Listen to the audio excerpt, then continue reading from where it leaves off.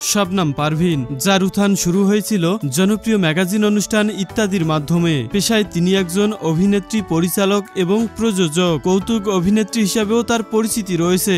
শবনম পারভীন তার পিতামাতার ইচ্ছার বিরুদ্ধে কুমারখালীর চর নামে একটি খেলার মঞ্চে অভিনয়ের মাধ্যমে 1982 সালে অভিনয় ক্যারিয়ার জীবন শুরু করেন। ব্যক্তিগত জীবনে শবনম পারভীন শিমুল আহমেদের সঙ্গে বিবাহ বন্ধনে আবদ্ধ হয়েছেন। তিনি ইত্যাদিতে নাতির বিপরীতে নানির চরিত্রে অভিনয়ের জন্য আকাশচুম্বী জনপ্রিয়তা অর্জন করেন। এ অনুষ্ঠানে তিনি তার নাতির হাস্যরসাত্মক ভঙ্গিতে নানি চরিত্রে অভিনয় করেন। শবনম পারভীন তার প্রযোজনা প্রতিষ্ঠান শবনম ফিল্ম এর মাধ্যমে বেশ কয়েকটি চলচ্চিত্র তৈরি করেছেন। এছাড়াও তিনি বেশ কিছু টেলিভিশন নাটক প্রযোজনা করেছেন। এমনকি তিনি টেলিভিশন নাটকের পাশাপাশি রেডিওতেও কাজ করেছেন। কিংবদন্তি অভিনেত্রী শবনম পারভীনের জন্য ভিডিওতে লাইক করে চ্যানেলটি সাবস্ক্রাইব করে রাখুন।